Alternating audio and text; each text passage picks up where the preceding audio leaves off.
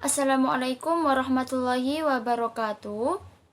Saya Nurrahmatun Hasana dari Prodi Pendidikan Bahasa dan Sastra Indonesia, Fakultas Keguruan dan Ilmu Pendidikan, Universitas Islam Majapahit, akan mempresentasikan materi dari analisis wacana.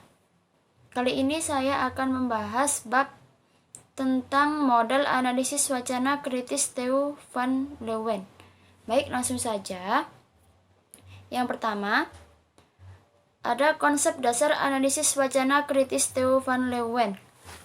Theo van Leeuwen memperkenalkan model analisis wacana untuk mendeteksi dan meneliti bagaimana suatu kelompok atau seseorang dimarginalkan posisinya dalam suatu wacana. Bagaimana suatu kelompok dominan lebih memegang kendali dalam menafsirkan suatu peristiwa dan pemaknaannya. Sementara kelompok lain yang posisinya rendah cenderung untuk terus-menerus sebagai objek pemaknaan dan digambarkan secara buruk. Salah satu agen terpenting dalam mendefinisikan suatu kelompok adalah media. Lewat pemberitaan yang terus-menerus disebarkan, media secara tidak langsung membentuk pemahaman dan kesadaran di kepala khalayak mengenai sesuatu. Wacana yang dibuat oleh media itu bisa jadi melegitimasi suatu hal atau kelompok dan mendelegitimasi dan memarginalkan kelompok lain. Selanjutnya, pusat perhatian analisis wacana kritis Theo van Leeuwen. Analisis van Leeuwen secara umum menampilkan bagaimana pihak-pihak dan aktor, baik itu seseorang ataupun kelompok, ditampilkan dalam pemberitaan yang dilihat dari dua pusat perhatian sebagai berikut. Yang pertama, ada proses pengeluaran atau exclusion. Apakah dalam suatu teks berita ada kelompok atau aktor yang dikeluarkan dalam pemberitaan dan strategi wacana apa yang dipakai untuk itu? Proses pengeluaran ini secara tidak langsung bisa mengubah pemahaman khalayak akan suatu isu dan melegitimasi posisi pemahaman tertentu. Katakanlah dalam berita mengenai perkosaan, apakah wanita dan laki-laki ditampilkan secara utuh, ataukah ada pihak-pihak yang dikeluarkan dari teks? Katakanlah kalau misalnya laki-laki dikeluarkan dari teks, maka pemahaman yang muncul adalah bukan laki-laki yang salah. Perkosaan itu adalah masalah wanita itu sendiri. Merekalah yang menjadi penyebab sehingga diperkosa. Jadi, exclusion berhubungan dengan pertanyaan bagaimana proses suatu kelompok dikeluarkan dari teks pemberitaan. Yang kedua, ada proses pemasukan atau inclusion. Inclusion berhubungan dengan pertanyaan bagaimana masing-masing pihak atau kelompok itu ditampilkan lewat pemberitaan. Penjelasan pusat perhatian analisis wacana kritis Theo van Leeuwen secara rinci dijelaskan pada slide berikutnya. Yang pertama, exclusion. Ada beberapa strategi bagaimana struktur aktor seseorang atau kelompok dikeluarkan dalam pembicaraan. Di antaranya dapat digambarkan sebagai berikut. Yang pertama, pasifasi. Exclusion adalah suatu isu yang sentral dalam analisis wacana. Pada dasarnya, ini adalah proses bagaimana suatu kelompok atau aktor tertentu tidak dilibatkan dalam suatu pembicaraan atau wacana. Penghilangan aktor sosial ini untuk melindungi dirinya, misalnya dalam contoh kalimat berikut ini. Kalimat aktif, polisi menembak seorang mahasiswa yang demonstrasi hingga tewas. Kalimat pasif, seorang mahasiswa tewas tertembak saat demonstrasi. Dalam kalimat pertama, berita disajikan dalam bentuk kalimat aktif. Di sini aktor pelaku atau polisi disajikan dalam teks. Sebaliknya, dalam kalimat kedua, aktor tersebut hilang dalam pemberitaan. Sebab yang lebih dipentingkan dalam pemberitaan adalah objek, korban penembakan. Apa akibat buruk dari pola kalimat semacam ini? Yang pertama, aktor atau pelaku hilang dari pemberitaan. Wartawan dan khalayak pembaca lebih memperhatikan dan tertarik untuk melihat korban daripada pelaku. Yang kedua, nominalisasi. Strategi ini berhubungan dengan mengubah kata kerja atau verba menjadi kata benda atau nomina. Umumnya dilakukan dengan memberi imbuhan pean. Kenapa nominalisasi dapat menghilangkan aktor atau subjek dalam pemberitaan? Ini ada hubungannya dengan transformasi dari bentuk kalimat aktif dalam struktur kalimat yang berbentuk aktif. Selalu membutuhkan subjek. Kalimat aktif juga selalu berbentuk kata kerja yang menunjuk pada apa yang dilakukan atau proses oleh subjek. Kalau dipakai kata menembak selalu membutuhkan dua aktor, yakni siapa yang menembak dan siapa yang ditembak. Kedua hal tersebut harus ada dalam kalimat agar ia bisa berbunyi dan mempunyai arti. Sebaliknya, kata benda tidak membutuhkan subjek karena ia bisa hadir mandiri dalam kalimat. Kata penembakan tidak membutuhkan kehadiran subjek. Ia bisa hadir untuk menerangkan mahasiswa yang meninggal. Misalnya dalam contoh kalimat berikut ini. Kalimat verba. Polisi menembak seorang mahasiswa yang demonstrasi hingga tewas. Nominalisasi, seorang mahasiswa tewas akibat penembakan saat demonstrasi. Nominalisasi tidak membutuhkan subjek karena nominalisasi pada dasarnya adalah proses mengubah kata kerja yang bermakna tindakan atau kegiatan menjadi kata benda yang bermakna peristiwa. Yang kedua, penggantian anak kalimat. Penggantian subjek yang dapat dilakukan dengan memakai anak kalimat yang sekaligus berfungsi sebagai pengganti aktor. Dalam pemberitaan mengenai demonstrasi mahasiswa, dengan memakai anak kalimat untuk mengendalikan demonstrasi mahasiswa, maka aktor atau polisi bisa disembunyikan atau dihilangkan dalam teks. Yang selanjutnya ada pusat perhatian analisis wacana kritis Theo van Leeuwen. Yang P. 1. Diferensiasi dan indiferensiasi. Suatu peristiwa atau seorang aktor sosial bisa ditampilkan dalam teks secara mandiri sebagai suatu peristiwa yang unik atau khas. Tetapi biasa juga dibuat kontras dengan menampilkan peristiwa atau aktor lain dalam teks.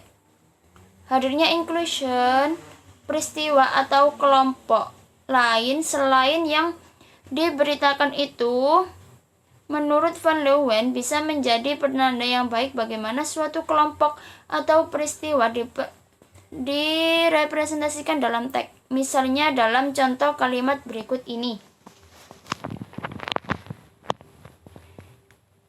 Diferensiasi. Buruh pabrik Mas Pion sampai kemarin masih melanjutkan mogok, sementara tawaran direksi yang menawarkan perundingan tidak dianggap oleh para buruh. Yang indiferensiasi, buruh pabrik Mas Pion sampai kemarin masih melanjutkan mogok. Dalam kalimat pertama yang dikatakan para buruh mogok, sementara dalam kalimat kedua ditampilkan fakta. Kalimat yang kedua ini secara tidak langsung membedakan antara sikap pekerja dengan para direksi. Teks ini memarginalkan posisi buruh dengan menampilkan seakan para buruh ngotot mogok. Di lain pihak ditampilkan direksi perusahaan yang lebih manusiawi dengan menawarkan perundingan. Yang kedua, objektivasi dan abstraksi. Elemen wacana ini berhubungan dengan pertanyaan apakah informasi mengenai suatu peristiwa atau aktor sosial ditampilkan dengan memberi petunjuk yang konkret ataukah yang ditampilkan adalah abstraksi. Misalnya antara kalimat dengan objektivitas. Abstraksi berikut. Kalimat objektivasi. PKI telah 2 kali melakukan pemberontakan. Kalimat abstraksi, PKI telah berulang kali melakukan pemberontakan. Yang ketiga, ada nominasi kategorisasi.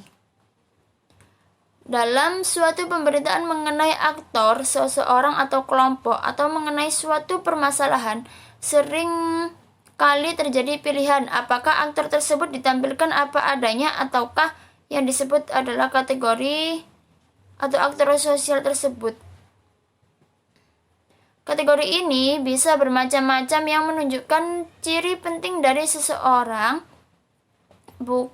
bisa berupa agama, status, bentuk, fisik, dan sebagainya.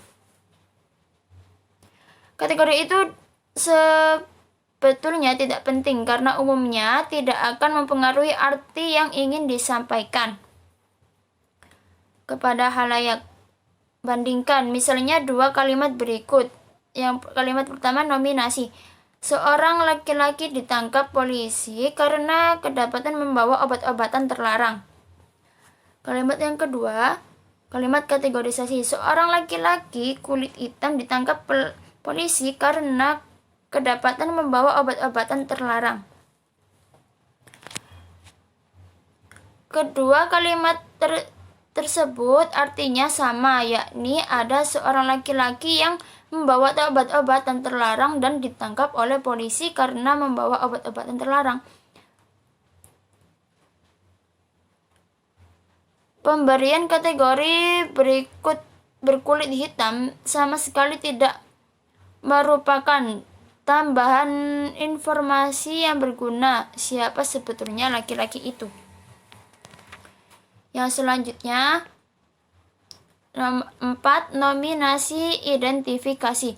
Strategi wacana ini hampir mirip dengan kategorisasi, yakni bagaimana suatu kelompok, peristiwa, atau tindakan tertentu didefinisikan. Bedanya dalam diidentifikasi, proses pendefinisian itu dilakukan dengan memberi anak kalimat sebagai penjelas. Misalnya pada contoh berikut ini. Kalimat nominasi, seorang wanita ditemukan tewas diduga sebelumnya diperkosa. Kalimat identifikasi, seorang wanita yang sering keluar malam ditemukan tewas diduga sebelumnya diperkosa. Yang kelima, determinasi, indeterminasi.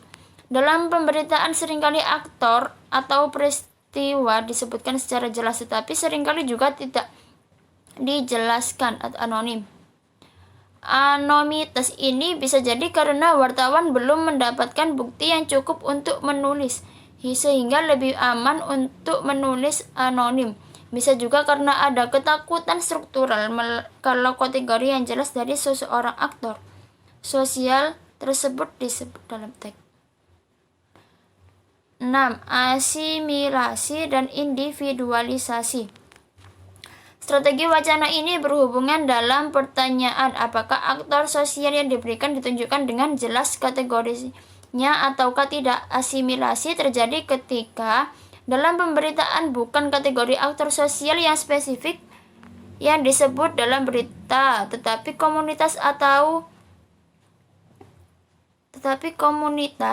atau kelompok sosial di mana seseorang tersebut berada, misalnya dalam suatu demonstrasi mahasiswa di Jalan Cendana yang menuntut Soeharto diadili.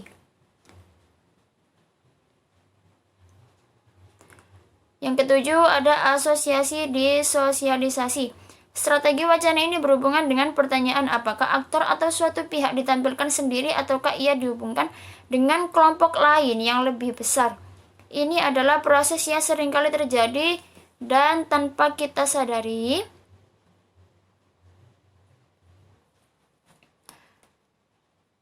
Yang selanjutnya, C. Kerangka analitis. Theo van Leeuwen ini dalam menganalisis wacana pemberitaan suatu teks berita, Van Leeuwen membangun suatu model yang secara umum menggambarkan bagaimana aktor ditampilkan dalam pemberitaan. Van Leeuwen amat peka dengan kemungkinan marginalisasi atau pengucilan aktor dalam pemberitaan. Menurut Van Leeuwen, ada dua hal yang perlu diperhatikan ketika kita memeriksa aktor sosial dalam pemberitaan tersebut. Yang pertama, eksklusi. Apakah dalam teks berita itu aktor sosial dihilangkan atau disembunyikan dalam pemberitaan? Yang kedua, ada inklusi. Bagaimana aktor yang disebut itu ditampilkan dalam pemberitaan. Sekian, terima kasih. Itulah sedikit penjelasan dari saya. Apabila ada yang kurang dan dari kata-kata saya, mohon maaf yang sebesar-besarnya. Terima kasih. Wassalamualaikum warahmatullahi wabarakatuh.